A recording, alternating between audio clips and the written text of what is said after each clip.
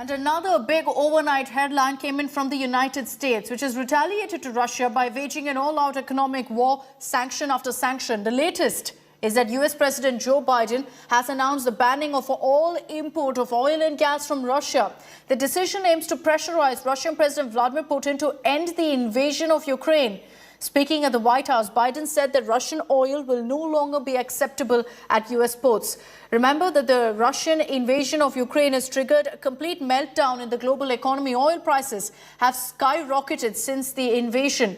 It soared on Monday to more than 9%, hitting their highest level since 2008. Russia earlier had warned of oil prices hitting the record high of $300 per barrel. The Putin administration has also threatened to cut off gas supply to Europe in response to all the sanctions that they've been slapped with. All eyes now are on Russia's comeback to the US's economic war. There's a lot of buzz that Biden's decision and announcement will hit Americans also very, very hard.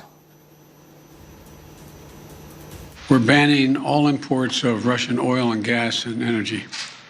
That means Russian oil will no longer be acceptable at U.S. ports, and the American people will deal another powerful blow to Putin's war machine. This is a move that has strong bipartisan support in the Congress and, I believe, in the country. Americans have rallied to support their Ukrainian people and made it clear we will not be part of subsidizing Putin's war. We made this decision in close consultation with our allies and our partners around the world, particularly in Europe, because a united response to Putin's aggression has been my overriding focus, to keep all NATO and all of the EU and our allies totally united. The decision today is not without cost here at home. Putin's war is already hurting American families at the gas pump. Since Putin began his military buildup on Ukrainian borders, just since then, the price of the gas at the pump in America went up 75 cents. And with this action, it's going to go up further. I'm going to do everything I can to minimize Putin's price hike here at home. In coordination with our partners, we've already announced that we're releasing 60 million barrels of oil from our joint oil reserves. Half of that, 30 million, is coming from the United States. And we're taking steps to ensure the reliable supply of global energy. We're also going to keep working with every tool at our disposal to protect American families and businesses. With that announcement that you just heard by Biden, the United States is clearly raising the stakes in the economic war on Russia. Biden has said that oil imports from Russia will be banned. Moscow has threatened to retaliate by stopping gas exports to all of Europe. The oil war threatens to spiral out of control now, and the global economy is staring at a massive recession because of this. Missiles, airstrikes, bombings, evacuation. This is the war you see. There is another war raging, the one you don't get to see. The Russian invasion of Ukraine has triggered a meltdown in global economy, the effects of which could last for months. The immediate impact is on crude oil.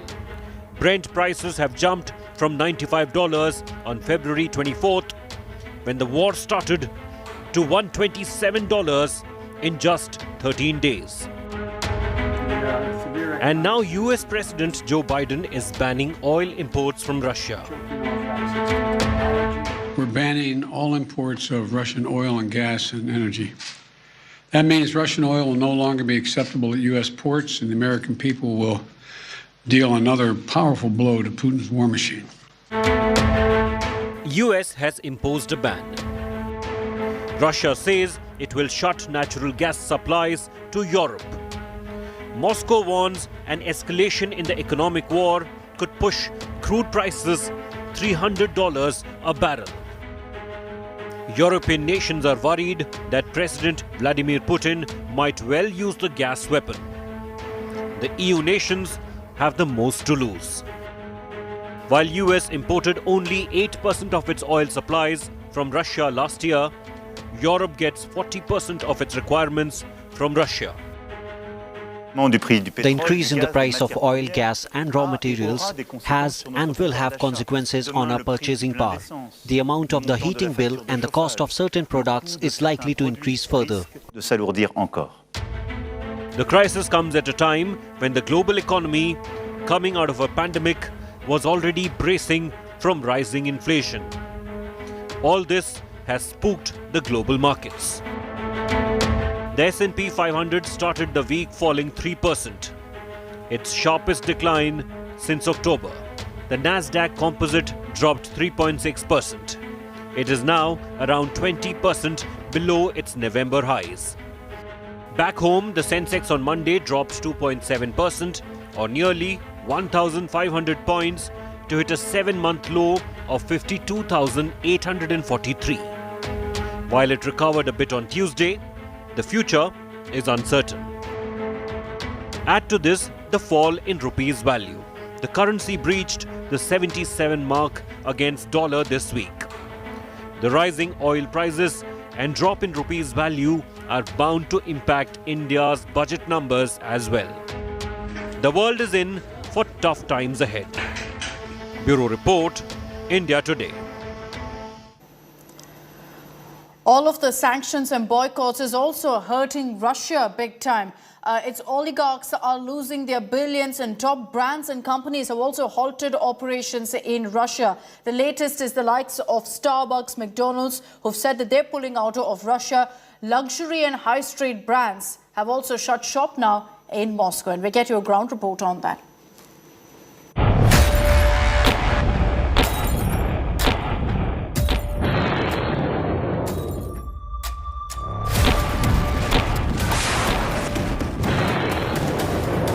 All-out Russian attack bleeding Ukraine.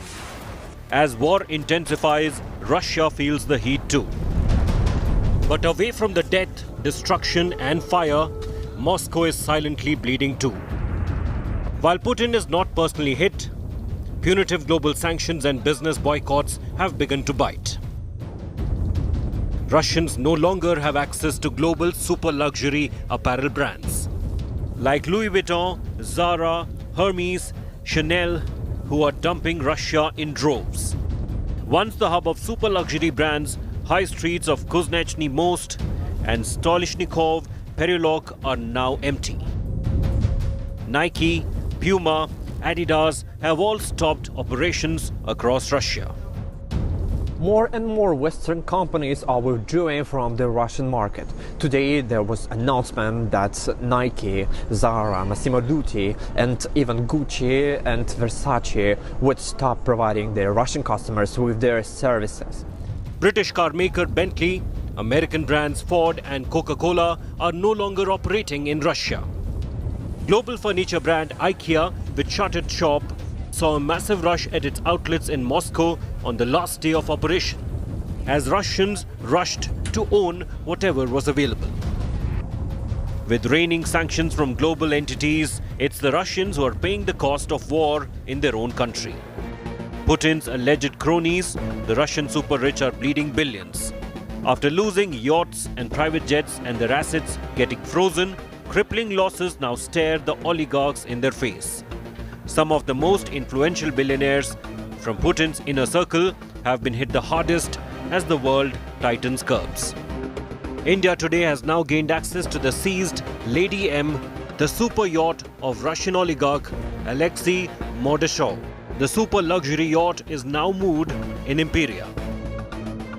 We are in the harbor, and this behind me is the $65 million yacht of Alexei Mordashov, one of the richest oligarchs of Russia.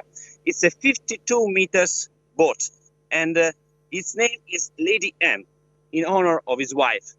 This is one of the yachts that has been taken by European authorities following the sanctions imposed to Russian millionaires. The global boycott and curbs have reduced Moscow to virtually a global pariah. But can they make Putin change his mind? Bureau Report, India Today.